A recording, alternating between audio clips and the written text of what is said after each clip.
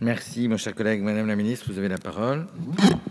Merci, Monsieur le Président, Mesdames et Messieurs les députés. Monsieur le député, je dois excuser auprès de vous le garde des Sceaux, puisque c'est à lui que vous vous adressez.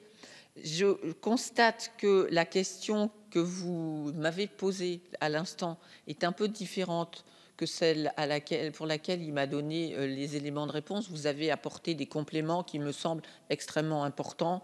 Je l'ai transmise au cabinet du ministre hier. Non, mais c'est pas très grave. Ce que je voulais dire, c'est que je vais vous répondre sur votre question initiale. Je dirai au garde des Sceaux que je lui demanderai de vous répondre sur les points supplémentaires que vous allez soulever. Je voulais, avant de commencer à vous répondre, m'en excuser au préalable, puisque je ne souhaite pas porter des réponses qu'il n'aurait pas lui-même souhaité vous apporter, puisque je suis en l'espèce sa porte-parole dans cet hémicycle, pas plus. Donc, j'insisterai auprès de lui. Vous pouvez compter sur moi pour cela. Alors, vous l'avez donc interrogé sur les programmes de déradicalisation et plus spécifiquement sur le dispositif des unités dédiées mises en place depuis le 25 janvier. C'est la partie qu'il avait retenue. La création de 4 unités dédiées constitue l'une des principales mesures de la partie pénitentiaire du plan de lutte qui a été annoncé par le Premier ministre le 21 janvier 2015. Cette création n'est à ce jour prévue qu'au sein des maisons d'arrêt de quartier, de maisons d'arrêt dans les centres pénitentiaires, eu égard à la faible proportion des personnes détenues condamnées pour des faits de terrorisme. Parmi ces 4 unités dédiées, celle de la maison d'arrêt d'Osny est déjà opérationnelle. La maison d'arrêt de Fleury-Mérogis accueillera dès le mois de mars 2 unités dédiées, l'une consacrée à l'évaluation et l'autre à la prise en charge des détenus radicalisés.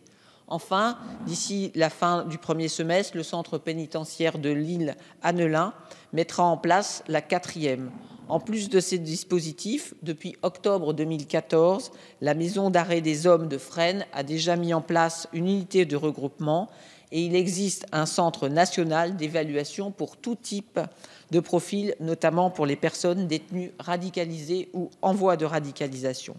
Néanmoins, le souhait d'une spécialisation en matière d'évaluation des radicalisés ainsi que la gestion des interdictions de communiquer, nombreuses dans les dossiers d'associations de malfaiteurs, ont conduit à la création d'une seconde unité d'évaluation à la maison d'arrêt de Fleury-Mérogis. Il faut préciser qu'une affectation implique automatiquement un encellulement individuel et que le principe de séparation des personnes prévenues et des personnes condamnées s'applique. En outre, toute personne hébergée en unité dédiée est prise en charge dans le respect du régime ordinaire de détention avec les droits et obligations afférents.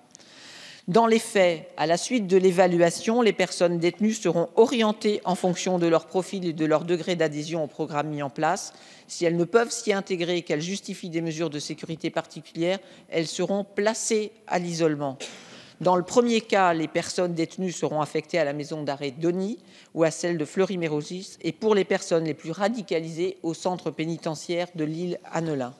Chaque unité pourra proposer des modes de prise en charge différents liés au profil des personnes. En outre, le personnel y sera exclusivement consacré, ce qui est rendu possible par les renforcements permis par le plan de lutte contre le terrorisme et éligible à des formations spécifiques. La prise en charge des personnes détenues radicalisées ou en voie de radicalisation ne saurait être assurée exclusivement en unité dédiée. Celle-ci reste à ce jour un dispositif expérimental.